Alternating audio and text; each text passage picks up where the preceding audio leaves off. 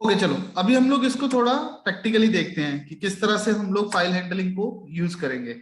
इससे पहले हम लोगों ने बात करी थी स्ट्रीम की, तो मैं यहाँ पे आपको एक स्ट्रक्चर दिखाता हूँ। आईओएस देखो, आपके पास हेडर फाइल है आईओस्ट्रीम। अब आईओएस आईओएस को यूज करके istream and ostream, ठीक है, ये दो दो आगे आपको आउटपुट दी गई। आप इसको एक बार स्टडी कर लेना। अगर आप अपने कंपाइलर में जाके हेल्प में जाओगे ना, तो वहां पे आपको ये सारा कुछ मिल जाएगा। तो classes drive from iOS, iStream, OStream, IOStream, specialized input output with high level formatting. iStream does formatted input, OStream does formatted output, IOStream does formatted input and output, दोनों उसी के साथ हैं वो एसोसिएटेड। ठीक है, तो यहाँ से आपको जो भी चीज का डाउट है ना, जो चीज आपको नहीं क्लियर होती है और उसके बारे में कुछ भी आपको लेना है, तो आप यहाँ पे इंडेक्स में चले जाओ। जैसे फ्रेंड के बारे में हम लोग पढ़ रहे थे, फ्रेंड क्लासेस के एग्जांपल, मतलब हर चीज की एग्जांपल आपको यहाँ पे कुछ ना कुछ एक्सप्लेनेशन उसकी मिल जाएगी। ओके, एनीवेज अब हम क्या करते हैं, यहाँ पे हम कोड करते हैं, एक छोटी सी क्लास क्रिएट करते हैं और उस क्लास को हम लोगों ने फाइल के अंदर उसके ऑब्जेक्ट्स को कैसे राइट करना है वो देखते हैं। तो यहाँ पे मैं एफस्ट्रीम को भी ले लेता हूँ, fstream.h। यहाँ पे हम ले लेते हैं हैश include conio.h। यहाँ पे मैं क्लास बनाता हूँ स्टूडेंट, और इस क्लास के अंदर मैं दो वेरिएबल ले लेता हूँ, int id and character name. Name के लिए 20 कैरेक्टर्स ले लेते हैं। अब पब्लिक सेक्शन में चलते हैं हम लोग। यहाँ पे फंक्शन हम बना लेते हैं दो, void get data के अंदर मैं इनपुट करवा लेता हूँ cout -n enter id cin id cout/n enter name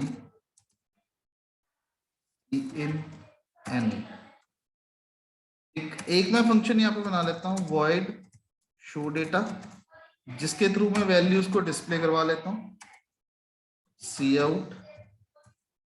cout-n id is id cout-n name is n। ये तो हम लोगों ने क्लास क्रिएट कर ली।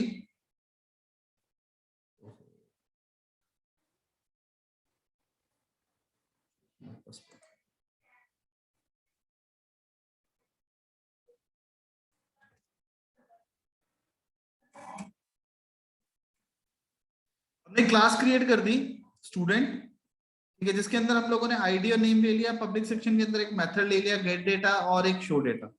तो मैं यहाँ पे मेन में जाता हूं, void main, और यहाँ पे मैं ऑब्जेक्ट क्रिएट कर लेता हूं पहले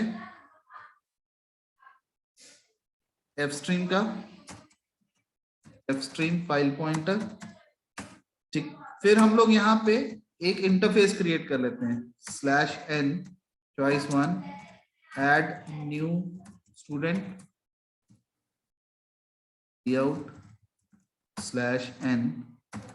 list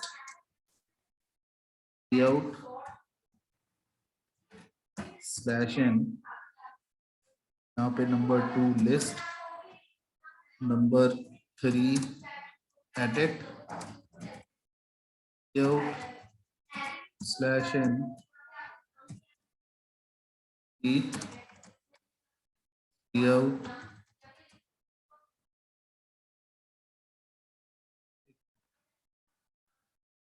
ठीक है। तो यहाँ पे हम लोग एक इंटीजर टाइप का वेरिएबल ले लेते हैं ch, इसको 0 कर देते हैं और हम चाहते हैं कि ये लूप तब तक चलती रहे जब तक आपका ch जो है वो नॉट इक्वल्स टू होता है 5 के, क्योंकि हमने चॉइस जो दे दी है वो 5 दे दी है। ठीक, इसको मैं इसके अंदर ले जाता हूँ।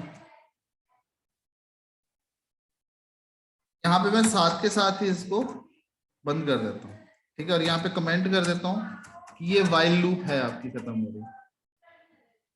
ठीक, अब यहाँ पे फिर हम लोग चॉइस नाम का एक वेरिएबल ले लेते हैं, इन चॉइस। यूजर से चॉइस लेनी है अब हमने कि वो क्या करना चाहता है। C out slash N enter your choice.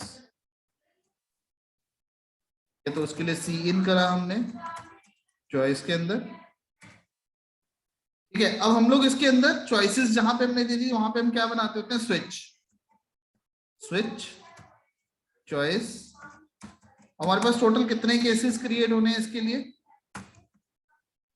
5 cases. तो यहाँ पे मैं बना देता हूँ case 1 break.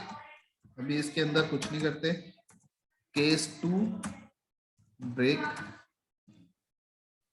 Case 3 break. Case 4 break. Case 5 break. एक बन गया डिफॉल्ट। डिफॉल्ट में हमने कर दिया C out slash N invalid choice H. और 5 हमारा एग्जिट है, तो यहाँ पे हम कर देते हैं C out slash N thanks for using our software get C H. और फिर उसके बाद उसको मिल जाएगी ब्रेक। इसको मैं सेव कर लेता हूँ।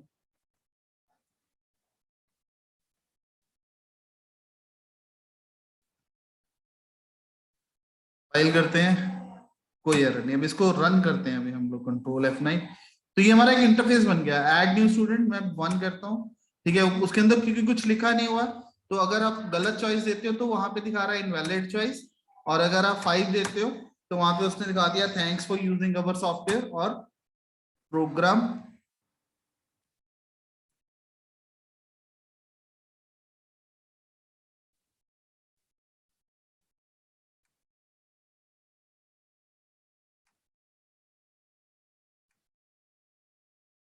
एक नहीं लगाया इसके अंदर।